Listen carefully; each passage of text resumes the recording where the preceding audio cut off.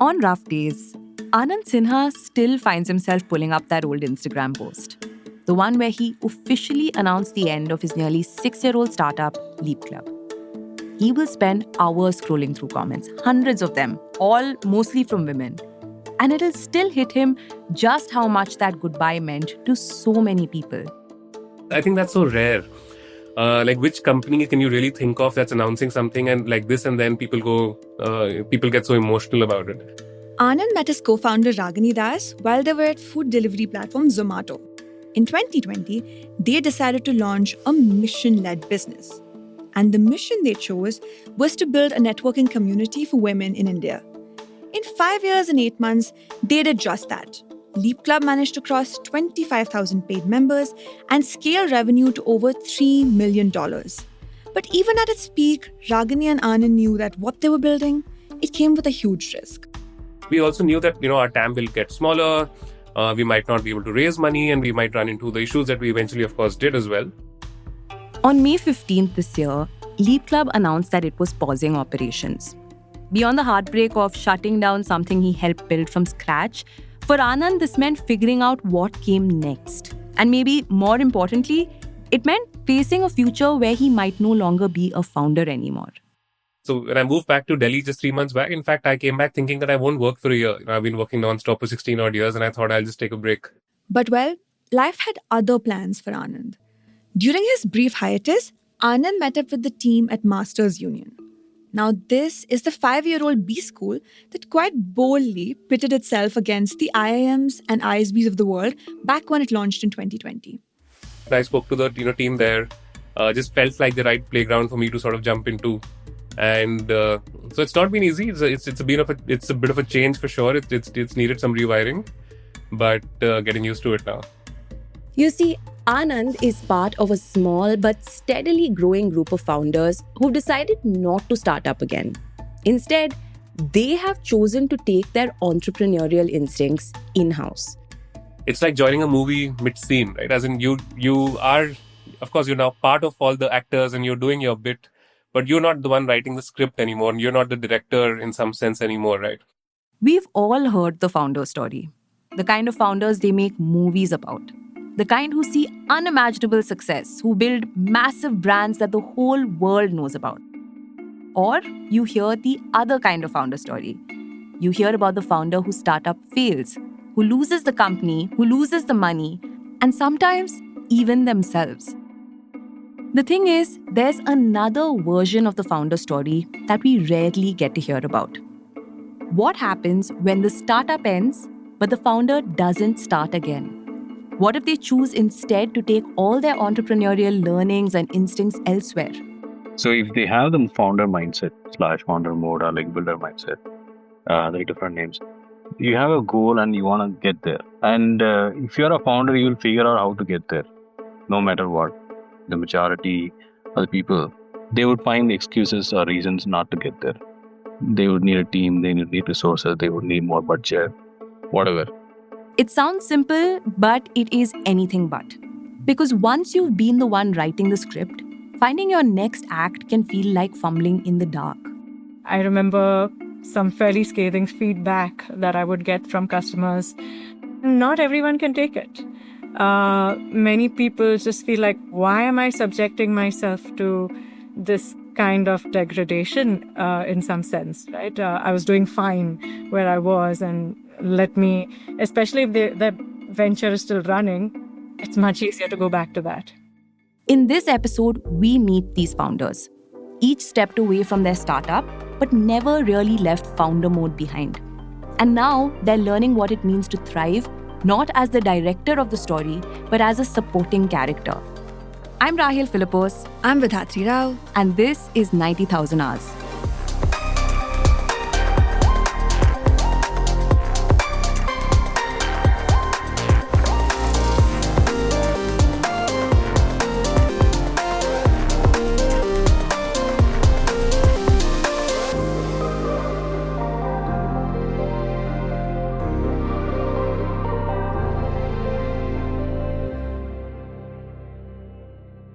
Before we get into this episode, I have a very special announcement to make.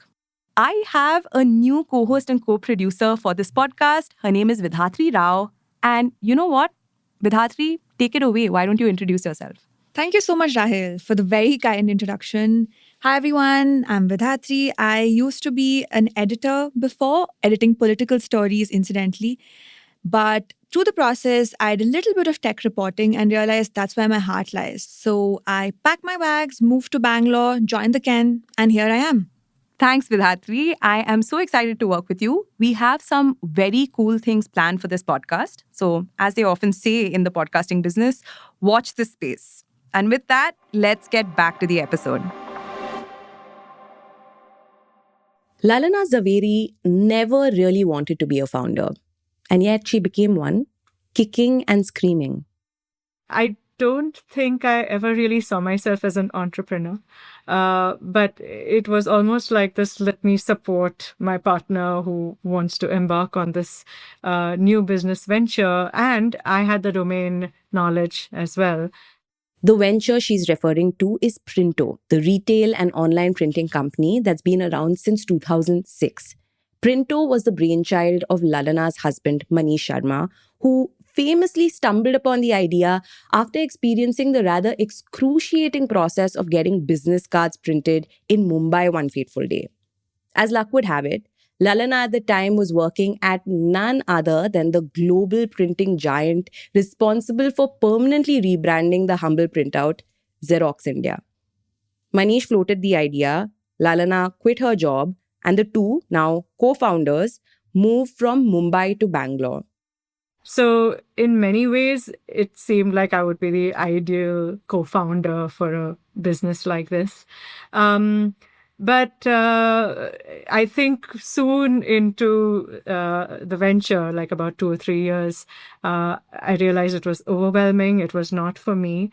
And I'd already started talking about replacing me and me exiting, moving on to find something else. The Printo story is one for the books. It played out almost like a movie. Back in 2007, things were looking great. Lalana and Manish had just raised a big round from Sequoia Capital, but with that came the almost immediate pressure to grow and to grow fast. The company ballooned, more stores, more staff, more spending, and then came the crash of 2008. Just like that, Sequoia changed its mind. They said they wouldn't release the next tranche of funding unless they got a bigger stake. Manish and Lalana were stunned.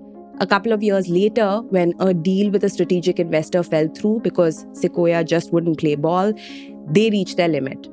They told them, either buy us out or let us buy you out. And finally, they let them. In 2012, the founders bought back Printo. The hope was to take back control and rebuild the company on their own terms. But Lalana had other plans. I think since I had decided from year 3 itself that I need to move on, it was really a matter of time of finding my replacement, which took only another 4 years. and then we did, and I wouldn't even call that my replacement. The person that we found was way, way better than me. So I could leave breathing easy. And I reached that point where I figured that, okay, I think this business might do even better if I weren't there. And I would do better, certainly, if I was pursuing some other line of work. In 2012, Lalana officially stepped down as co-founder of Printo. She took a 6-month sabbatical just to make sure the company was holding up without her. And when she was convinced it was, well, that's when the hard part really began. Because now she had to figure out what comes next. I perhaps had this starry-eyed view that, there will be doors opening everywhere, and even if I have to, I may not be at that high position of running a company. Obviously, nobody's going to take me on as that. But I can start again at the bottom and work my way to the top. But very quickly, I realized as I started meeting some, executives, some companies, people in big companies, that they had no idea where I could fit in. Now, Lalana ran into a problem that most founders at the very same juncture end up facing. For the former founder, it's like being back in the 10th grade and deciding what stream to choose. And for potential employers, it's figuring out where these founders will fit in. In fact, another former founder I spoke to, who's now a marketing director at a Bengaluru based startup, told me how after winding down her previous venture, most HR professionals she spoke to told her that her founder credentials made her a walking, talking red flag. My colleague at the Ken, Suprit Anupam, explained why in a recent story he did. He spoke to 17 founders. 12 of their companies had a collective valuation of $1.2 billion and had created over 10,000 jobs. And yet, all of them described similar experiences when they went looking for a quote-unquote regular job. Turns out, callbacks are rare, particularly for failed startup founders. In fact, the Yale School of Management even conducted an experiment in 2022. It found that people with founder in their profile received 43% fewer callbacks than non-founders. Now, there are multiple reasons for this. Employers often worry that a founder is just biding their time before building again. Or, like in Lalana's case, they assume that they are generalists and that they won't really fit well in any other firm. And then, of course, there's the infamous founder ego. Now, Anand ran into some version of all of those things right in the middle of his interview. I'll tell you a funny incident that even during my interview, Pratham's, I think one of the first questions that he asked was that, so when are you thinking of starting up again? Because, the role that I was coming in for, and it again needs a little bit of adjusting, and, it doesn't make sense if I leave in a year or a couple of years. So, and I gave him, by the way, a very honest answer that I don't know. For context, Pratham Mittal is the founder of Masters Union. Anyway, Lalana was running out of options. And then one day, she lands up in the office of Phanindra Sama, the founder and then CEO of Redbus, who also happened to be her personal friend. Funny was kind enough, first of all, to show me around Redbus and allow me to think, okay, where might I fit in? But after like a half-day tour of Redbus, when I sat down with him in his meeting room, he said, so what's happening? And I was like, I'm still as lost as I was before, and I really don't know how I'm going to contribute or what value I bring. In that moment, Phanindra, or Funny, as she often calls him, played the role of a career counselor. He asked her question after question to understand what she was good at and what she did at Printo. He said a fairly hard-hitting statement to me. He said, you're looking for operations roles in different companies, but that's not what you are. You're not an ops person. You are what I've interpreted to be meaning as a leader maker. So he says, look what you've done at Printo. You've been able to have a next line of people manage the show after you have left. Funny then put her in touch with Navgati, a 2-decade-old organization that specializes in leadership training and executive coaching. They could spot something in me which clearly was, which they felt was going to be useful for the corporate world, which nobody else could spot, right? And I think that becomes so important for any entrepreneur founder looking to transition, that they have to find the right workplace with the right culture and somebody who totally believes in them and can see abilities which they themselves are unable to market for themselves. With help from Navgati, Lalana underwent training to become an executive coach. She's been with the organization for the last 12 years. But those initial years, she admits, were anything but easy. I must say it still took me a couple of years to recognize that this is actually the correct line for me. I went through lots of ups and downs, and I certainly stressed out my employers as well as I was going through this. And just that whole realization that I used to be running a company, and now here I am starting afresh, learning again. It was a little hard for my ego and also for me to really get properly into. But they were really patient with me, and thankfully I was able to stay the course and develop the skills. Before long, Lalana realized that this was it. This was the next chapter that she had been looking for. In the years since, She's worked with founders, CXOs, and teams across the country. She's even spoken to founders navigating the very same transition she made back in 2012. Founders who were moving on from their startup and figuring out what to do with their lives. She's able to teach her clients something she once resisted but has come to understand deeply today: how to tap into that founder mindset, that instinct to take ownership, to build with conviction, to lead even when you're not in charge. Hi, I'm Vidhatri, and I'm back with a very quick question. Has AI actually saved you time at work? Now, this is something we've been thinking about a lot while working on 90,000 hours. Mainly because tools like ChatGPT, Gemini, and Perplexity, they've all become almost indispensable to our daily workflows. So then, I think it's worth asking, are these tools really living up to their promise? Are they making our workdays shorter by taking tasks off our hands? And if they are, what are you doing with that time? We would love to find out. You can share your thoughts through our quick survey, which is linked in the show notes below. It'll just take you 5 minutes. We're really looking forward to your responses. With that out of the way, let's get back to the episode.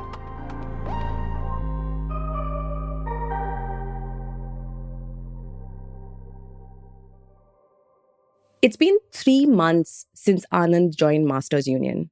But those first few weeks, they were really rough.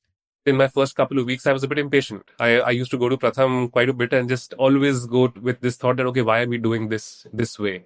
Why not, why are we, let's say, hiring X kind of people and not Y kind of people, for these roles? He wasn't just adjusting to the realization that he wasn't in charge anymore. Anand at the time also felt like he had a point to prove. In those initial days at Masters Union, so soon after Leap.Club wound down, he felt like he had to show the world that he had somehow bounced back. Brutally honest about it, I think it's extremely tough. I think whoever says that it's not, and that's not true at all. I think for years and years, again, your identity is of a founder, right? And for me, it was, let's say, founder of Leap.Club. And as the founder, you own everything there. You're the one calling the shots. You're the one setting the pace, carrying, riding through all the ups and downs, along with the team, of course. Now, this wasn't Anand's first rodeo. He's made the founder to employee transition before. Back in 2013, he left Zomato to build an OTT platform called PressPlay.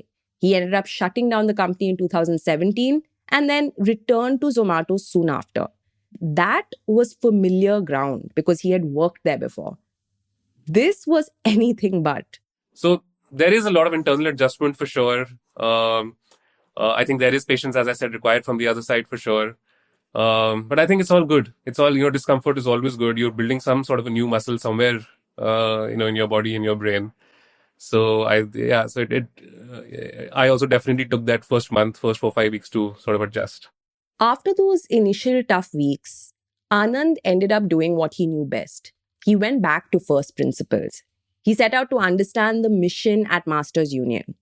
After all, for someone who prides himself in having built and run a mission-led company for 6 years, that was the one thing he instinctively knew how to do. When Masters Union came along, during my first chats, first few chats with Pratham, who's the founder at MU, I loved the fact that he always kept students first. And, that was very parallel to what we used to think of in our Leap world, where we used to keep women first. He started having one-on-ones with hundreds of Masters Union MBA students to understand why MU was the right choice for them. Now, this was familiar territory. Things started falling in place. We have 330 odd students in our MBA program right now, and I genuinely feel responsible for their lives and their careers in some way. Right. And it's very different to, let's say, if I was sitting in a meeting room in a consumer tech company, again, just looking at some numbers there. So in that sense, the business really, or the idea of joining MU sort of really spoke to me. It also, MU is a big playground, as in it's thousands of students, thousands of, things happening in the ecosystem. But I also look at it as a 5-year-old startup trying to disrupt something, which I feel that needs disruption. Right. So there is ambiguity, there is chaos, there's a lot of speed, hustle, everything that sort of I enjoy as a founder. But again, slightly more mission-led, slightly more high touch as a business. And I just feel that I just enjoy that a lot more now. Speak to some former founders who've made a similar transition, and one thing will become almost immediately clear to you. Founders are hardwired to care deeply. They usually take that attitude into their second innings as employees as well. From that care stems a degree of ownership that most non founders will never experience. It's almost a default setting. Right? If I don't feel that ownership, I'm not there. I'm not working to my fullest potential. So the first 1 month or 1.5 months went into me internalizing that I own this. That's Prajwal Koteshwar. Before joining value retail chain Super K in 2022 as its head of private labels, Prajwal ran his own venture for close to a decade. It was called Edanta Foods, and it specialized in packaged cut fruits and vegetables. Now, what drove him and helped him find his footing at Super K was that sense of ownership. Sure, he wasn't the founder of a company anymore, but eventually this vertical, private labels, that became his baby. I own this company and I own this vertical and I'm leading this. You buy into the vision, you internalize the vision, and you start working towards it. So that took me a couple of days, and once that is done, there was no regrets, there was no looking back. See, every day you get to learn new things. That sense of ownership, which invariably comes with the need to constantly move the needle and make an impact, seems to be built into most founders. It stays with them long after they've moved on from their startups. They're also hardwired to move fast. So when they transition into larger organizations, it's the space or the lack of it that often becomes the toughest adjustment. Several former founders told us that the real challenge wasn't the role or the hierarchy, but actually learning how to bring everyone else along. Because they can't build alone anymore. They have to learn how to build as part of a system. But it's not easy. It's, as I said, it's always work in progress. I think getting impatient is one of the good and bad things of being a founder. But I think you need to be really in touch with your DNA and what works for you. The problem is, most large organizations don't really give them the space to scratch that itch. In fact, a lot of hiring managers at big companies see that hunger for autonomy and independence as, well, a bit of a red flag.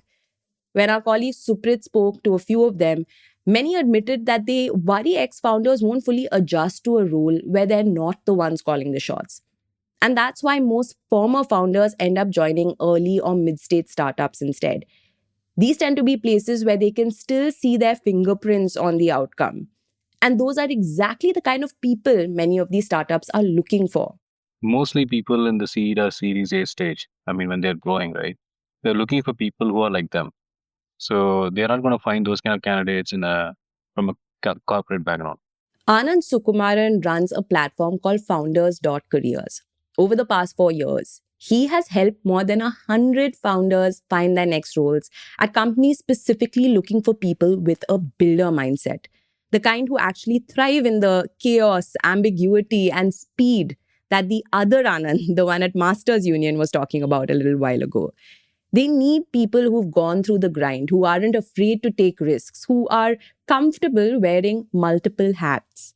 We want people who can work like you, but there is like only limited number of you. So you need more people like you. So you will find them in other ex-founders who are also like have built something. The success is not really a factor because some startups succeed and some startups fail. But the grind is the same. Of course, it doesn't always work out. Reddit is replete with accounts of founders who made the transition and, well, absolutely hated it. They couldn't fit in, particularly at more structured, larger organizations. And more often than not, quit at some point and went back to being founders. Even the ones who stayed on, the ones who found their rhythm inside companies eventually, told us that they still had their moments of doubt. One former founder laughed while admitting that on some days, she'd just lock herself in a conference room when it got too much, when there were too many opinions, or there were too many people around, or things were just not moving nearly fast enough. To her and to people like Anand and Lalana, that restlessness is constant. In fact, in some cases, it becomes almost contagious.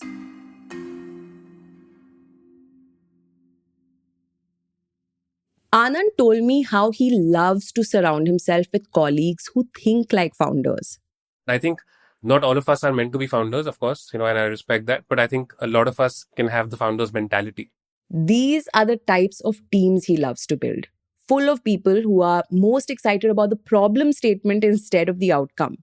But building that kind of culture when you're working for someone else is a whole other ballgame. For Anand, it meant rewiring how he led. I think when you're building culture as a founder, it's deeply emotional. I feel, right, that you're really aligning people to come in that journey with you. You sort of try and convince them on the mission that you're on, and you sort of all the struggles, all the bad days, good days, you sort of ride together. Emotions are usually high in a company you build. There's a tendency to get attached to every minute problem. Every point of feedback almost feels like a personal attack on this child that you're bringing into the world. But being a part of another organization demands a certain amount of distance and context. But I think when you are in an organization which is scaling, I think leadership is a lot more through context, not so much through emotion. I think you have to really rally people by sharing context, by sharing what their growth path is, by really convincing them and not the command is the wrong word, but you know what I mean, right? As in a founder, just my excitement can really be can really rally people. But as a leader, I think I really have to be convincing in why we are choosing X and choosing something over the other. So a lot more leading without authority is needed. In the end, for most founders, the toughest part often isn't just walking away from a company they built. It's learning how to take the same intensity, ownership, pace, and of course, conviction, and to apply all of that somewhere new. Sometimes that's inside an organization or team that they didn't build. It's uncomfortable, and more often than not, it is humbling. But for the ones who manage to do it, it's also often quite freeing. They get to build without that fear of burnout. They get to lead teams without owning absolutely everything. Of course, it's not as cinematic as the conventional startup story, but there are lessons here for everyone about what it really means to be a founder, even when you're not one.